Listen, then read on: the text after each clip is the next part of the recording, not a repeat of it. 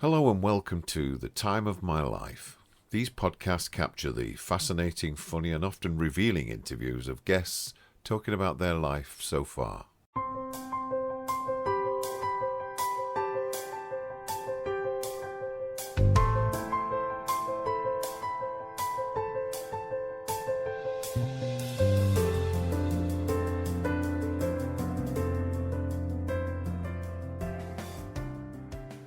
Today's guest is a well-travelled man that has promoted grout in America through to Coca-Cola in Jakarta. By anyone's standards, Clem Young is a remarkable character and has fascinating stories of his adventures and work in the world of marketing across the planet. Would-be pro golfer and professional footballer with his beloved Sunderland FC, Clem Young has never fell short of giving life a bit of a go. I first came across Clem in Johannesburg, working for a national retailing organisation in charge of a load of window dressers across a region the size of Spain. This was back in 1975, and I started out by asking Clem, how did he and his dad end up in South Africa back then? Yeah, so we just decided to say, well, let's go somewhere else. So we looked at Canada, Australia, and South Africa, and South Africa came up first. So he applied as just the two of us, got accepted, and we applied in November. In February, we were on a plane, 44 quid. But we ended up in Donata, outside Springs, in a one-star hotel. He got fixed up with a job as a welding consultant. I got offered the job as, you can imagine, it's like a hotel full of artisans and sparkies and fitters and turners and shit. And then there's Clem the artist with his little portfolio. So I got offered a job in this village, 50 k's east of Joburg, as a tattooist. It's a bit disillusioning, but never mind. He's a poor boy, empty as a pocket with nothing to lose. Sing ta-na-na, ta-na-na-na. She got diamonds on the soles of her shoes. Ta-na-na, ta-na-na-na. She got diamonds on the soles of her shoes. Diamonds on the soles of her shoes. Diamonds on the soles of her shoes. Diamonds on the soles of her shoes. Diamonds on the soles of her shoes. Clem, tell me about your mom and what happened to her. She died. We were separated. She went off and remarried.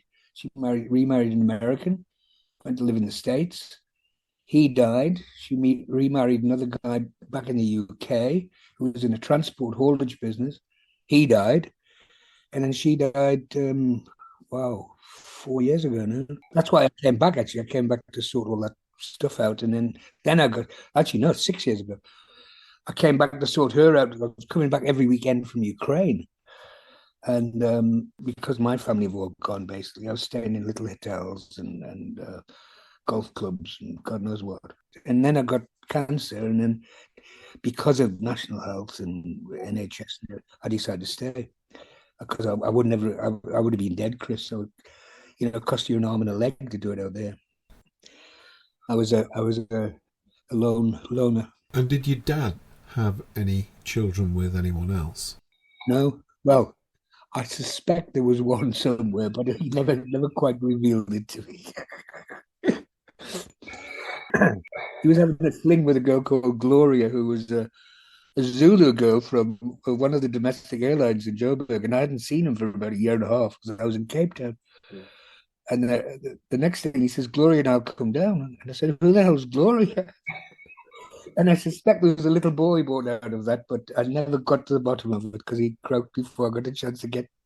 But I wouldn't be surprised, mate. So that period before your mum left, were you quite stable living in Durham? Did you go to high school in Durham? What happened next? He brought me up as a single parent. I looking back at it now, I suppose it was quite outrageous because I was on my own he worked in Chichester and I was up in Durham. And I looked after myself for a week, and he'd come back on a Friday afternoon and silly things. So, I mean, he wouldn't be allowed to do it these days, but in a way it was great because it put me on, I think, it made me stand on my own 2 feet a little bit, gave me that bit of independence. probably made me ultra cocky at school and stupid and arrogant and things. But it didn't. I don't think it did me any harm. Well, maybe psychologically somewhere deep down inside, but generally no. And we grew up as well. You knew my old man. We grew up as best of mates rather than father and son. It was brilliant. Do you remember that period with any affection? Are there any nice memories that stand out from that time? It was actually technically it would have been junior school because of 11, yeah. So it was just the two of us on our own. He'd take me golfing, teach me how to play golf. He was just a great mate. I didn't look at him as a dad really. I looked at him more as a best mate. And what sort of music did he like? He in those days he liked a little bit of Richard Tauber. Because you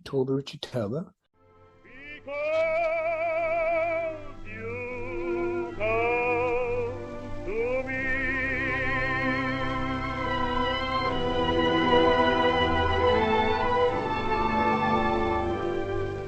Because you speak to me next and sweet, I find the roses waking round my feet, and I am left to... Daft things like Harry Seekin. If I rule the world, every day would be the first day of spring.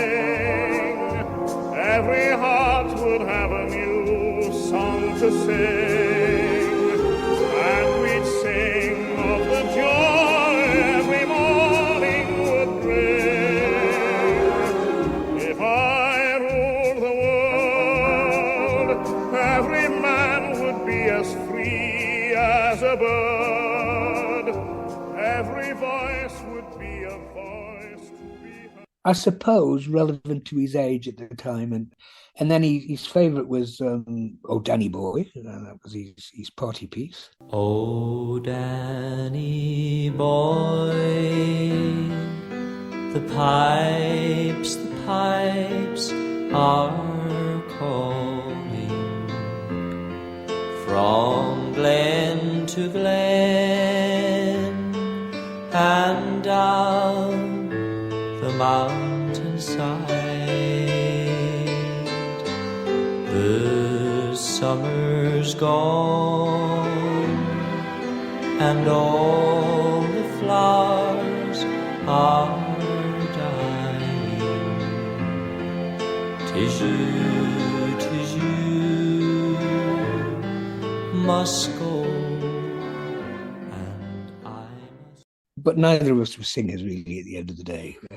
But we weren't a musical family, Chris. We weren't. Historically, I think our family were more arty-farty, drawing, painting. My grandfather was a bit of an illustrator and a poet. I like the odd poems, and he's written a compendium of lovely poems. Some of them a bit depressing, I suppose, in retrospect, but... So between writing and drawing and painting, we were more that way inclined rather than a musical family. I can't put two chords together. I just don't understand music at all. I don't. But do you enjoy listening to music, Clem? I love it. I appreciate it. I respect the everything that goes into it. I just cannot understand the language of it or the mechanics of it. So what music takes you right back to those early days, Clem? Probably... You know what you're like. You've got hair down to your collar line somewhere in those days. You've got Bob Dylan scrawled on the back of your haversack. Well, it ain't no use to sit and wonder why, baby. Even you don't know by now. And it ain't no use to sit and wonder why, baby. It'll never do somehow. When your rooster crows at the break of dawn, look out your window and I'll be gone. You're the reason I'm a-traveling on. But don't think twice, it's all right. So it was all those, I suppose, of the early folky songs like Dylan and Simon & Garfunkel. And I call it a bit of a cusp because that's the only thing I know. But that change in music, like late 60s, especially early 70s, more towards the folky, ballady side of things rather than the rhythmic rock and roll stuff. But I never liked the Beatles. I think it was more the meaning. It was the lyrics I liked rather than the music, if that makes sense. Well, Lindisfarne were really successful around about that time. What about them? No, there's a thing. Yes. Well, I had the pleasure of being in the same art college, which was in those days was Newcastle Bath Lane Art College, with Jackson and Clements. And my first ever freelance job, if you like, as I was in graphics, was adapting the Newcastle Brown Ale logo on the tin to make mobiles for a concert with Lindisfarne on. And I still had them for years afterwards. But and then I saw them I was in Yorkshire, I don't know, late 90s. And I did a recording for a grouting company in the States, some tool company. And I thought, what I want is This Is Our Land, the old Woody Guthrie song. Somebody to sing it. Lindisfarne would be great. So I found them, and they were in Pudsey. Three of the lads were in Pudsey. So we all got together in a little pub in Pudsey, met there, and then went back to my place. And he had a little, you'll know it, a little Fosdex mixer. And we put down this song. That's probably one of the best nights I've had in my life. It was fantastic.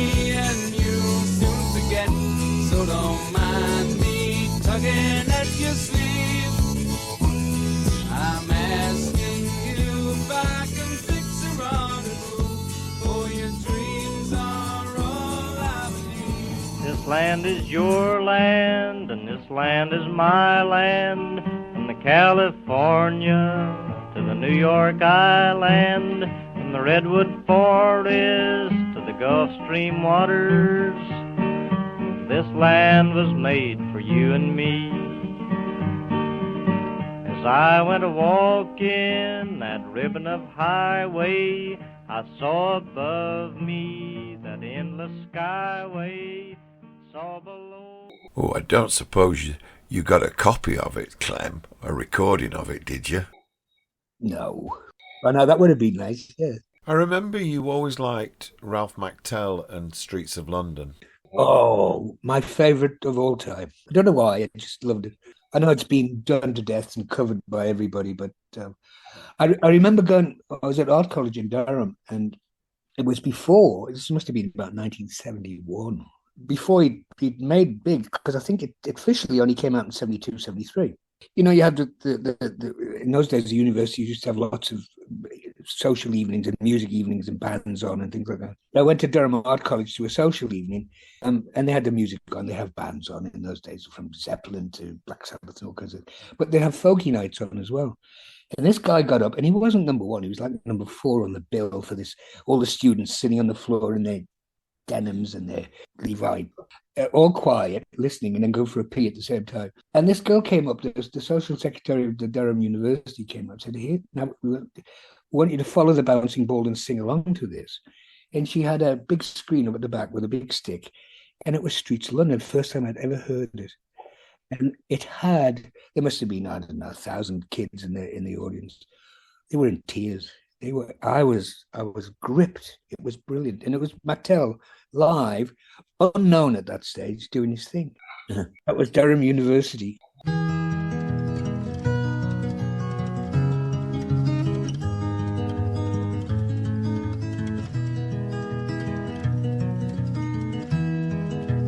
Have you seen the old man in the closed down market, kicking up the paper with his worn out shoes?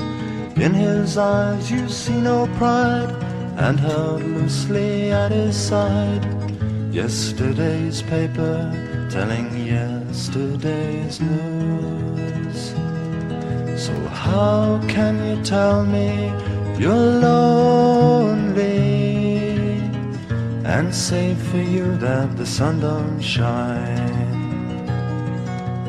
Let me take you by the hand and lead you through the streets of London, show you something to make you change your mind. Clem, you've never hidden your roots. You've always spoke to me affectionately about the northeast of England. Did you ever hanker to come back to the northeast? No, to be honest, I missed, and I mean this absolutely sincerely. I missed two or three things. I missed football, the beloved red and white. I missed the sense of humour until you came along and restored it. And I think I missed a little bit of the countryside. But other than that, at that time, and I didn't miss the UK at all, to be honest. Yes, I suppose I had a soft spot for it, but not that would make me. I was never homesick. What was it about South Africa that was so special for you, Clem? You certainly holds a special place in your heart. Why is that? It gave me the opportunity, which I probably couldn't have got here, to go and achieve something that I wanted to achieve. A little bit more free enterprise, a little bit more, the more you put into it, the more you get out of it. And you were like, I was self-determining myself rather than, for example, every kid that came out of art college, there were 440, every job that was available in the advertising industry, there were 440 kids coming out of college. So I was limited. Whereas there, well, you stretch the truth a bit about your age and you do a little bit more, but it was in your hands. And that's what I liked about it. You could actually achieve something. For me, the advertising industry in the UK at that time, the early 70s, was dynamic. It was great. It was an advertising country where people loved commercials, they loved ads, they loved clever ads, they aspired to brands with good communication, etc. And I suppose I picked that up. And then in South Africa, you had the freedom to actually go and do it. So I think the combination of the two was one fed the other one. So how did the leaving of South Africa come about, Clem? Very simply, I'd been working in Johannesburg only at that stage from 72, 76. Well, at that stage, I'd had no TV experience. So I thought, right, I need to get some TV. So I thought, where's the best place to go to get some? So I went back to the UK, as you well know.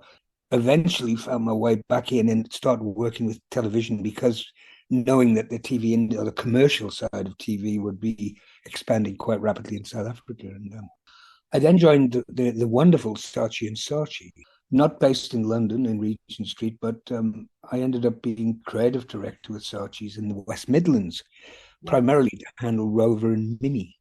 Managed to get a fair degree of success there, I suppose, and really enjoyed Saatchi and Saatchi.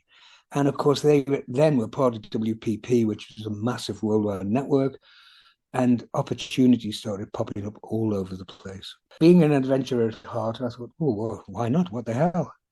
So I went off on my journeys, and there's a lot in between Ukraine and London. It would probably take 3.5 hours to tell you the whole story, but each and every little posting, if you like, was brilliant. It was great. New cultures, new languages, new people, new styles of communication.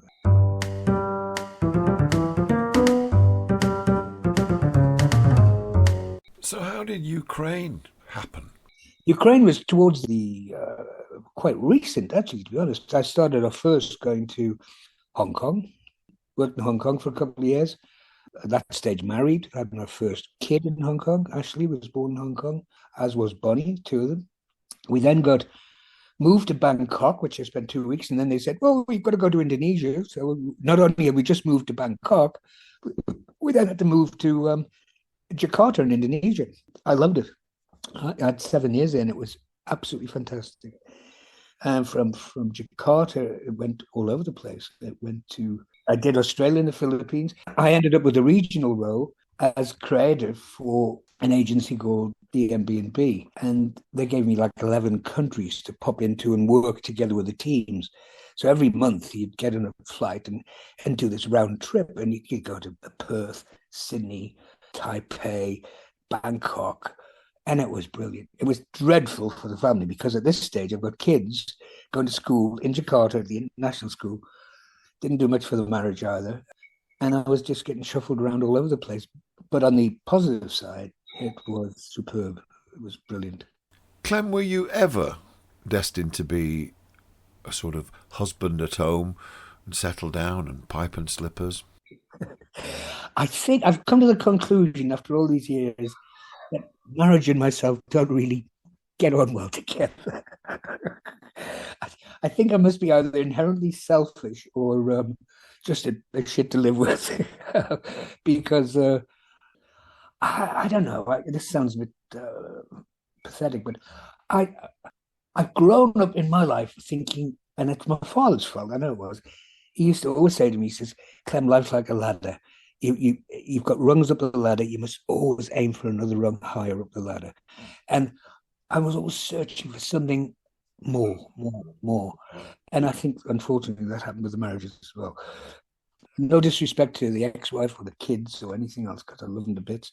But oh, that sounds facetious. I was driving myself a little bit because I wanted more. I wanted to find out more, and I wanted to learn more, and I wanted to do more, and I wanted to see more. And at one stage, the world was a village, and I thought, oh, I haven't been to South America. I haven't done this, and I haven't done that. I'm not going to croak one day and think I wish I'd done that. Where did you get married? We got married in a registry office in the middle of Jakarta because whilst Ashley was born, my first born in Hong Kong, we moved to Jakarta, as I said. And after about 3 or 4 months in Jakarta, being a Muslim country, we got this directive one day from the owner of the company to say, "What are you doing this morning? Have you got meetings?" I said, "No, but I can squeeze some." He said, "Right, you're getting married at 10:30. And the whole ceremony lasted about 3.5 minutes under a hammer in Bahasa Indonesian language.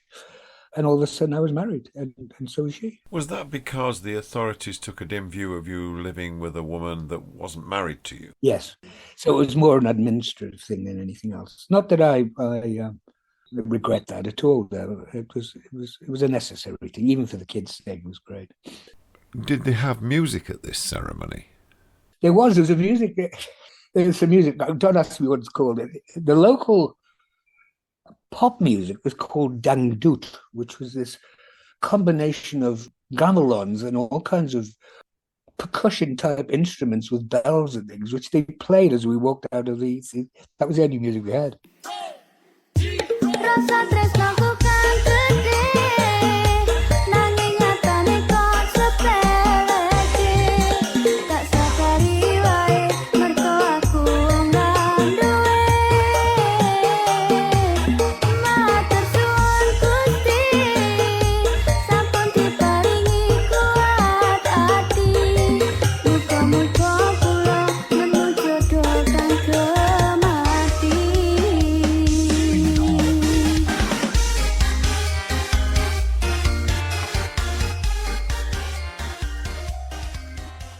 It was a very funny place to live. It was a lovely place, magnificent countryside and scenery. I had the freedom to bring in Western ideas to a new. For example, there was no Coca-Cola there then. We had to launch.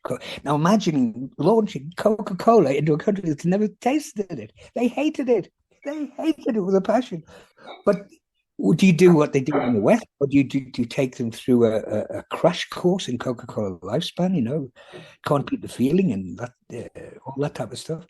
Jakarta was, as I said, I had about 7 years there, based in Jakarta, but I had a regional role as well. So I would do all around the Southeast Asia thing, Australia, which was like a regional zonal head office in Sydney. So travel was half my month, basically, and half my reason for divorce. After that, I went back to South Africa, and we lived in South Africa for 2 years, during which time I joined a company that, in another regional role out of Johannesburg, that handled Africa. So I spent a long time doing Lagos, Ghana, all up the East Coast, Kenya, Mozambique. Again, fascinating, and on a regular monthly basis. So you absorbed all of that wonderful cultural and living experience. It was brilliant. I loved it. I ended up doing 123 different countries. And I thought, what? I was shocked in myself. Loved it. Every minute of it, Chris. Loved it. So your marriage was suffering as a result of all the regional travelling that you were doing in Southeast Asia. So you moved to Africa and started travelling around Africa. Is that right? Yes, in within Africa. So I had the whole of Africa to look after. A lot of it in Kenya, and then from there I moved from Johannesburg to Ukraine. I had close on 10 years in Ukraine, off and on. The highlight of which, and the main reason for going back, was I got invited to be part of the team, or to drive the team that pitched for the 2012 Euro 2000 football tournament.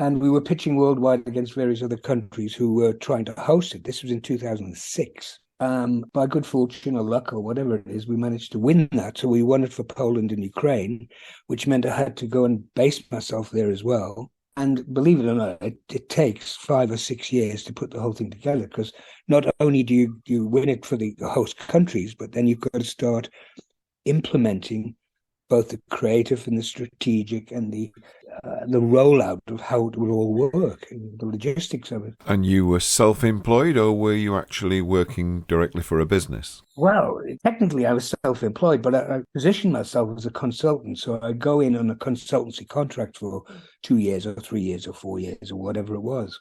But I was working a lot with the FIFA guys because they were very close. Clem, you mentioned Chris Christopherson in relation to this period when I read your notes. It's probably, the advertising industry in itself, as you're probably well aware, is quite a high-pressure industry. And, you know, it's the type of thing where it's 3 o'clock in the afternoon and all of a sudden you get 9 job bags on your desk from multinational clients who want a world-beating campaign by tomorrow morning at 10 o'clock. So you spend a lot of time at nights. You really only during the office hours, put down what you've thought of the night before. So you end up with very little sleep, around the clock type of activity, etc. And I suppose we're all a little bit prone every now and again. Once you've cracked an idea, go and have a couple of drinks or something until the early hours of the morning. And Christopherson's Sunday Morning Coming Down was just a very apt song and series of lyrics that was relevant at the time. It was like Sunday morning, it was like, whoa.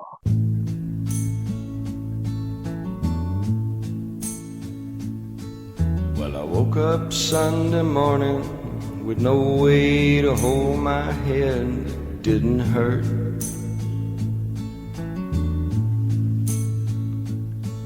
And the beer I had for breakfast wasn't bad, so I had one more for dessert.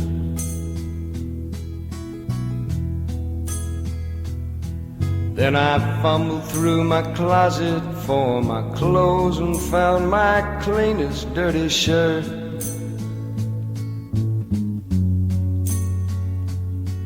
And I shaved my face and combed my hair and stumbled down the stairs to meet the day.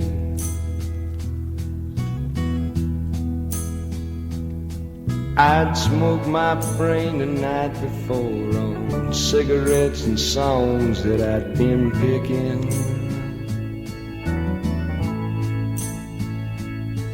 But I lit my first and watched a small kid cussing at a can that he was kicking.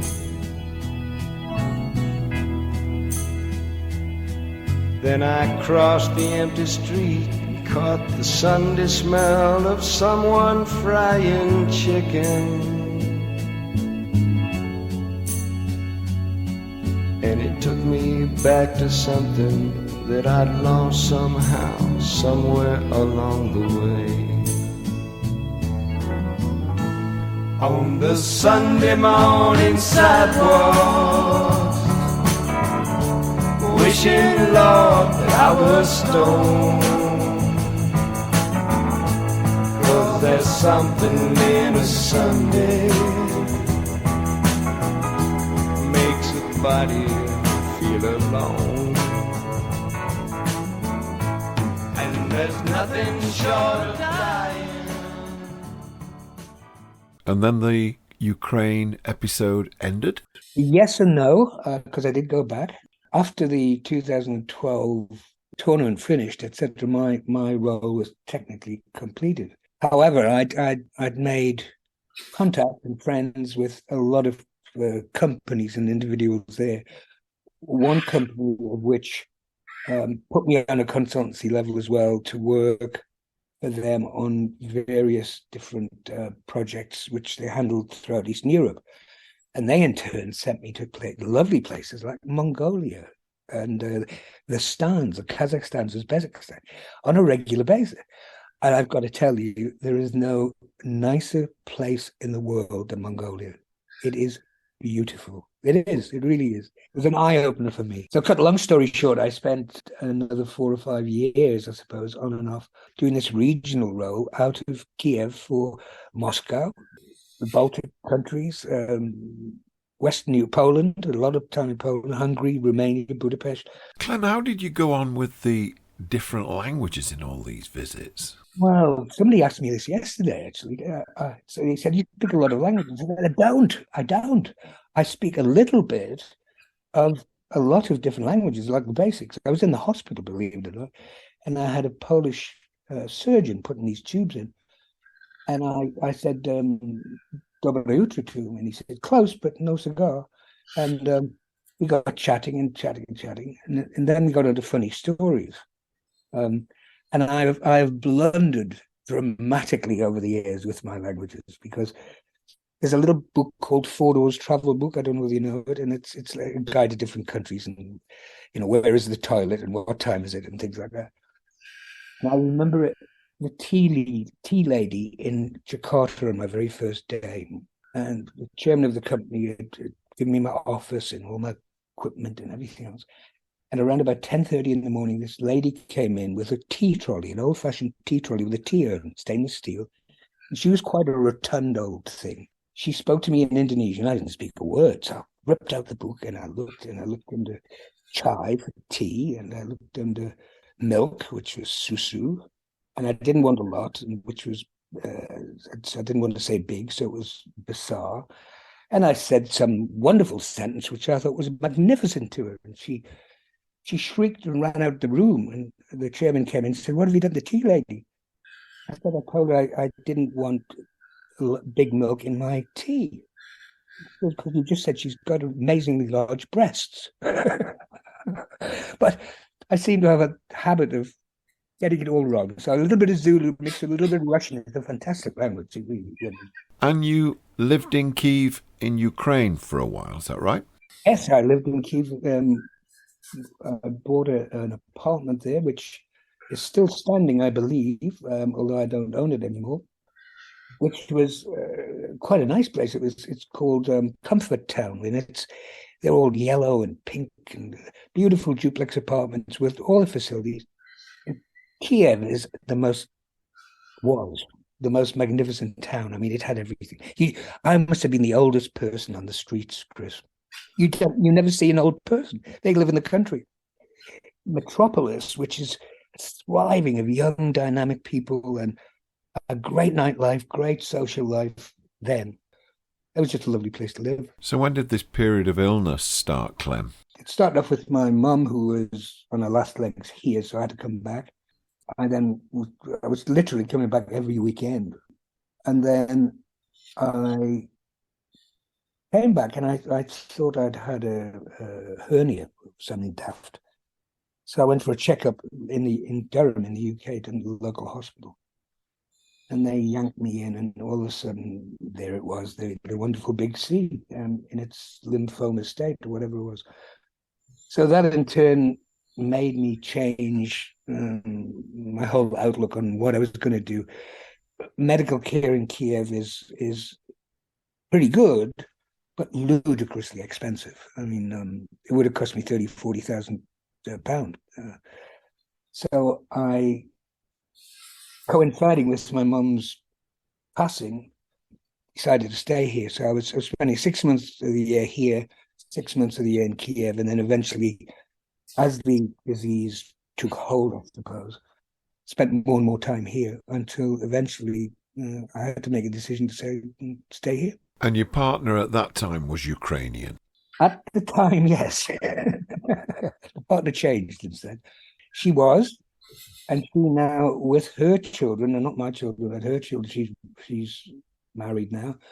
They're living in Penrith, in the Lake District, as part of the refugee program, which you're well aware of, and doing quite well. You then put down some roots in the UK, both commercially and socially?